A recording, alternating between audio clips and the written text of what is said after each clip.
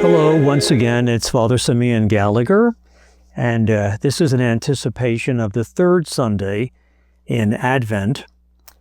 And as we know, the liturgy is the supreme catechetical tool available to us. So when we enter into the liturgy and the way it's arranged, the way the sacraments are celebrated and so forth, it challenges us to become involved in a spiritual development as we would be developing in all the other dimensions of our life. So we want to develop into a spiritual person. And that spiritual development does not happen overnight. It's a gradual and incremental kind of experience.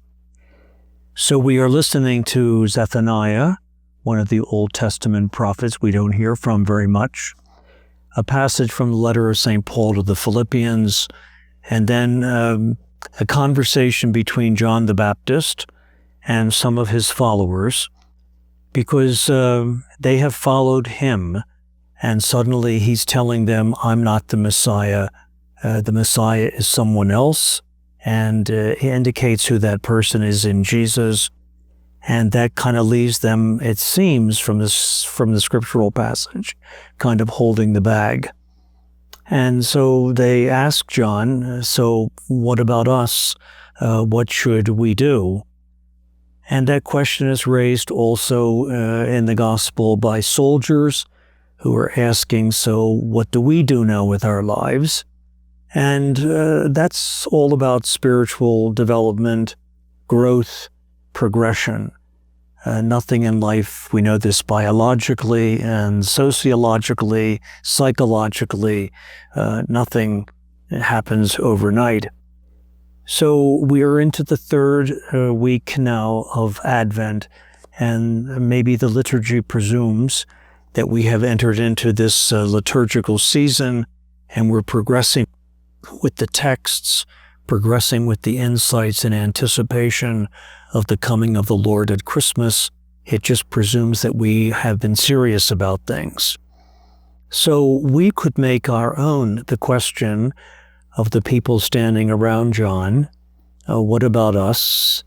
We could make our own the question of the soldiers. So what do we do now? And we come to the realization, maybe to our disappointment, that this growth in the spiritual life is not something that happens like a pyrotechnic experience on the 4th of July with fireworks and so forth. It's actually a willingness on our part to engage in two challenges, two demands. There is no growth, it seems to me, in a serious spiritual life unless we're willing to engage in what could be called interior illumination.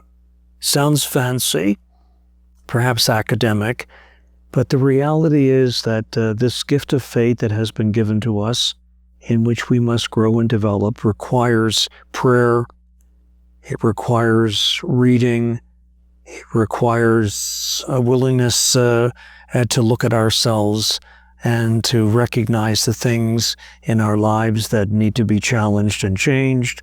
This interior illumination means that from the grace of God within us, we feel the challenge to grow and to develop and to mature, so that in the adult experience, our faith development is not in the same situation as it was when we were kids.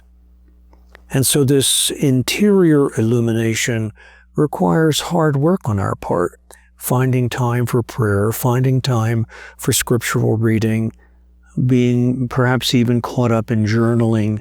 We would be bereft of some of the great saints did not leave behind journals, their own struggles to develop a spiritual life.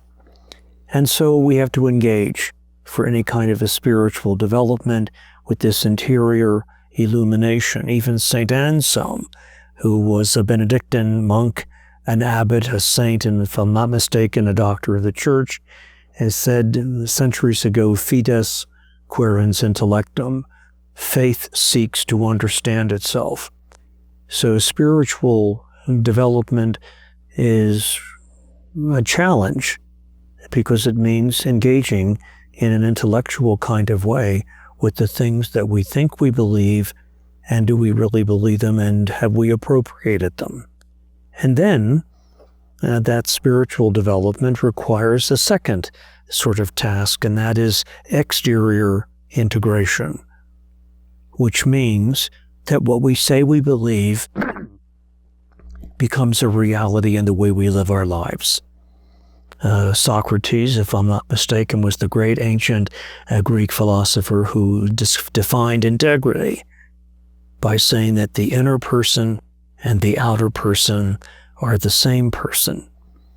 And so if we say we believe, if we say we understand, then there has to be an exterior appropriation, an exterior integration, so that we don't end up with, like Sonny Corleone in The Godfather, who has sent some of his goons off to murder some of his adversaries while he is in the church celebrating his child's baptism.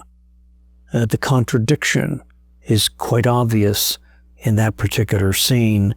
He's saying one thing but sending out his goons to do something else in his name. So we are into the third week, and Zephaniah tells us not to be doing all of this in a gloomy fashion. God has heard our prayers. He's accompanying us like the ancient Israelites. They are now filled with joy. That's why we call this Gaudete Sunday. And St. Paul is saying the same thing to the Philippians. Continue to grow, continue to develop, and don't let stagnation, the ancient concept of acedia, sloth, laziness take over. Keep pushing, keep pushing. And so when John is asked the question by the general population as well as by the soldiers, so what about us? He tells them to live a life of generosity, to live a life of charity, to look after other people. They were probably terribly disappointed, especially if they were expecting some highfalutin fireworks kind of response. And he just simply said, be faithful to the duties of kindness and mercy and charity. And that adds a huge developmental aspect to spiritual conversion and spiritual growth. So we listen to these texts in this coming Sunday. We thank God for the call to grow and to develop and giving us the ability to do that because we're willing to engage in interior exploration, interior development, and then show that in the way that we live our lives. So I'm sure that all your Christmas shopping is done and you're ready for what's coming in the next couple of weeks. So I join with all the friars in thanking you for your prayers and reminding you that we pray for you all the time, and Merry Christmas and God bless you.